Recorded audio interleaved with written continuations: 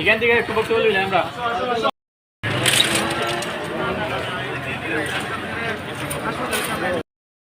ওনাকে নিয়ে আসেন, ওনাকে নিয়ে আসেন, আপনার জন্য না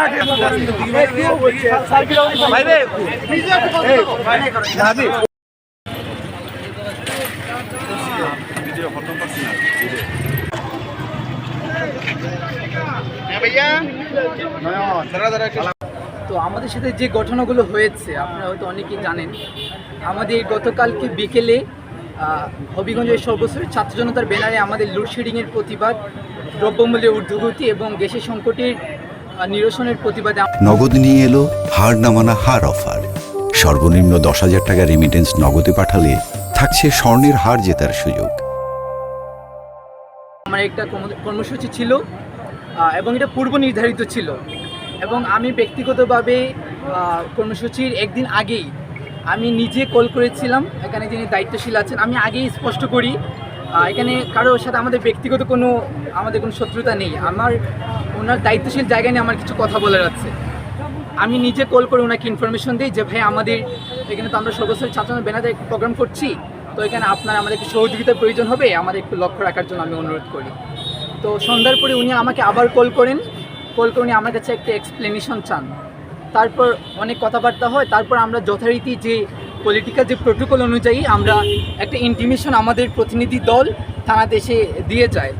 তো ইন্টিমেশনটা পাঠানোর পর আমরা সবসময় আমরা যেটা শিখেছি এবং দেখেছি যে এই বাংলাদেশে একটি গণতান্ত্রিক কান্ট্রি, গণতান্ত্রিক দেশে একটা সাংবিধানিক অধিকার প্রয়োগ করতে হলে তো পুলিশের পারমিশনের কোনো প্রয়োজন আমার মনে হয় না দরকার আছে। আমরা একটা সাংবিধানিক অধিকার প্রয়োগ করব, আমরা ইন্টিমেশন পাঠিয়েছিলাম, অবগতি করেছি এবং ওনার আইনশৃঙ্খলা সহযোগিতা আমরা চেয়েছি।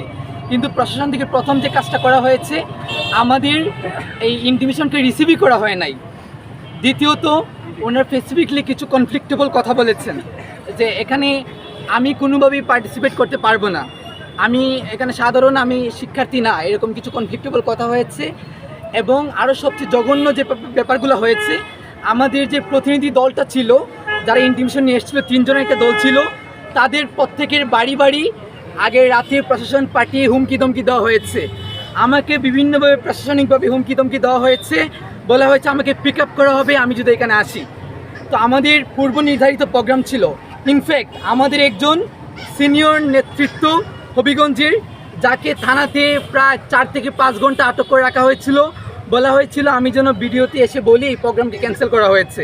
আজকে আমি একটা কথা জানতে চাই আপনাদের মাধ্যমে, এই গণতান্ত্রিক বাংলাদেশ কি পুলিশ রাষ্ট্র হয়ে গেছে নাকি যে পুলিশের কাছ থেকে পারমিশন নিয়ে আমার সাংবিধানিক অধিকার প্রয়োগ করতে হবে? দ্বিতীয়ত যেটা হয়েছে, আমাদের প্রোগ্রাম ছিল, আমরা প্রস্তুতি নিচ্ছিলাম এখানে যাওয়ার জন্য, কিন্তু হঠাৎ করে শুনতে পাই আমার 2 সহযোদ্ধা রাজু এবং মির্জা সুমন, তাদেরকে কোনো কারণ ছাড়াই তাদেরকে তুলে নেওয়া হয়েছে। তো আমি দ্রুত করে আমার সহযোদ্ধাকে নিয়ে আমি কুট মসজিদ আমার যেখানে প্রোগ্রাম কী করা ছিল ওইখানে আমি উপস্থিত হওয়ার পর আমরা প্রোগ্রামের জন্য দাঁড়াতেই পারি নাই। জাস্ট আমি এখানে গিয়েছি, ওসি সাহেব ছিলেন, উনি আসলেন, আমি জিজ্ঞেস করলাম যে আমার ভাইদেরকে কেন গ্রেফতার করা হয়েছে। আমাকে আপনার সারা বাংলাদেশ দেখেছে কীভাবে একজন দায়িত্বশীল অফিসার ইনচার্জ কীভাবে আমাকে টেনে হিচড়ে আমাকে তুলে নেওয়া হয়েছে এবং আমাকে প্রচুর কাটা ছেড়ে আমি আঘাতপ্রাপ্ত হয়েছি। আজকে আমি আপনাদের মাধ্যমে সারা দেশের কাছে বিচার চাই। লোডশেডিংয়ের প্রতিবাদ, দ্রব্যমূল্যের ঊর্ধ্বগতির প্রতিবাদ, গ্যাসের সংকট নিরসনের দাবি, এটা তো জনগণের একটা মৌলিক চাহিদা এবং এটা তো আমি কোনো দলীয় এজেন্ডা বাস্তবায়ন করছি না। প্রশাসন যেটা বারবার বলেছে, তারা নাকি আমাদেরকে প্রোটেকশন করার জন্য তুলে নিয়ে এসছে। আমি মনে করছি যদি আমাদের উপর কোনো একটি দল থেকে থ্রেট থাকে বা আমাদের উপরে কোনো হামলা আশঙ্কা থাকে, তাহলে লটা কি বলে অ্যাকচুয়ালি যে যারা আমাদের উপর হামলা করার প্রিপারেশন নিয়েছিল তাদের সাথে ডিল করা এবং আমাদেরকে প্রোটেক্ট করা। কিন্তু প্রশাসন যেটা করেছে, তারা আমাদেরকে তুলে নিয়ে এসেছে এবং থানাতে আমাদেরকে যাচ্ছে তাই বলা হয়েছে, আমাদেরকে বলা হয়েছে আমরা মিছিল মিটিং কেন করব।